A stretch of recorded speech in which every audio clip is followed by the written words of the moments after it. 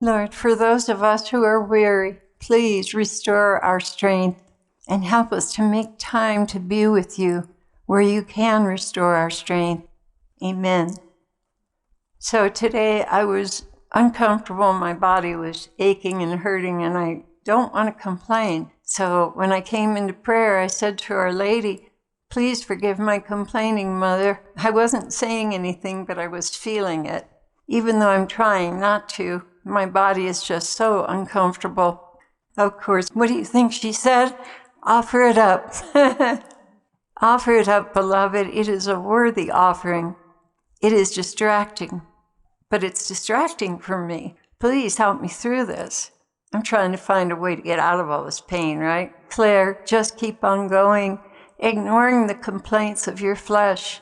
You can do this, and since you have requested my help, I shall supply for your need. Oh, how wonderful is the soul that has put their bodies and will under obedience, so that the Spirit may reign over all. You can do this. Are you willing? Yes, Mother, I am willing. Please help me.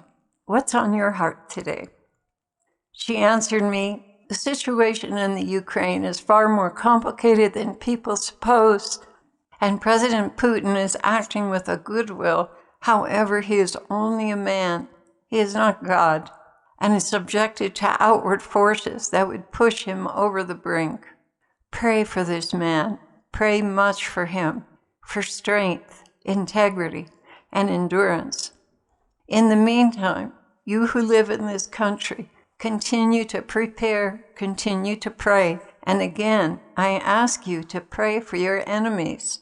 This is more important than you suppose, and you have let this slip from your mind. Of course, the enemy does not want you praying for his servants. Please embrace this prayer with more constancy. And then she was quiet, so I just sat here waiting for her to say something else, and all of a sudden the Lord was in front of me. He said, I am here to strengthen you and draw you closer into my arms. I love you so much, and I don't want you listening to those deprecating words every morning. And what he's talking about is when I get up in the morning, I get hit with everything I haven't done right, or I haven't gotten done yet, or I forgot, or whatever. Every time I get up in the morning, before I can even get to the prayers, the binding prayer and the armor, I get hit with all these negative thoughts, and they're little things, but they really are very undercutting. The Lord went on to say, you are doing the best with what you have, and I hate to see you undercut in this way.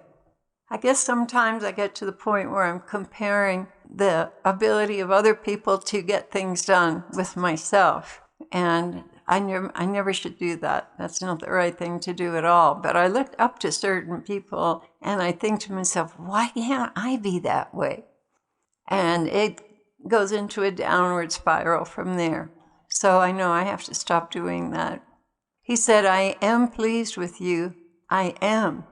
Oh, please do not let this false guilt destroy what you've been given.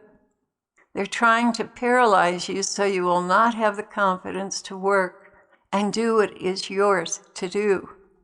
They have demoralized you so much that even now you are struggling to do anything.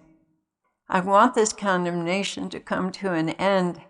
You are not a failure, but they would have you believe that, so that you'll give up and stop trying to do anything good. They're liars, one and all. And I said, Lord, I don't know how to change this. And he answered, spend more time in dwelling prayer, for I have much to say to you. But more than that, I want to heal what the dark forces have been doing to you. I want you back up on your feet and in the saddle. You've been limping along.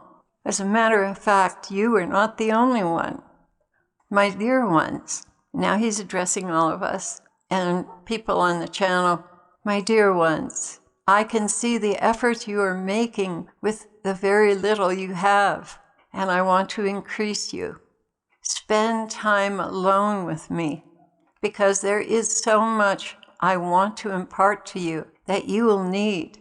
You cannot continue to run on fumes. You need good, solid healing time with me and rest.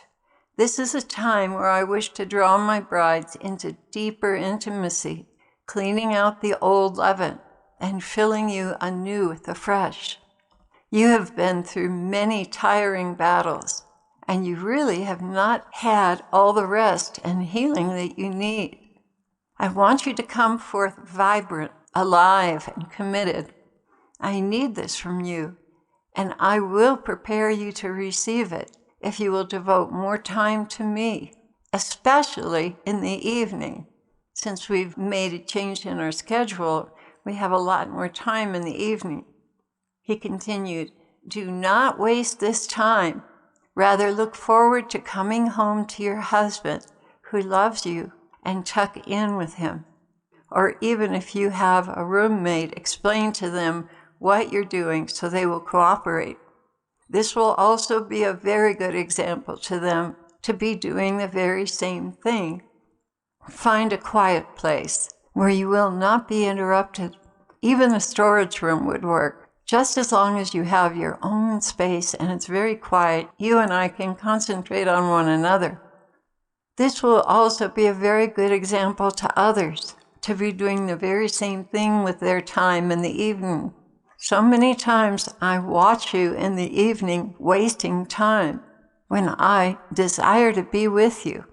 So now I'm asking you to make a concerted effort to be mine in the evening. I have deliberately allowed you to have the evenings to yourselves so that you will cultivate your time with me, going deeper, even going to heaven with me. I desire for you all to go deeper and immerse yourselves in my love, which I am aching to share with you. Please, my brides, come closer without any fear, for I wish to pour through you what you are so deeply longing for. Come to me. I wait for you. And that was the end of his message.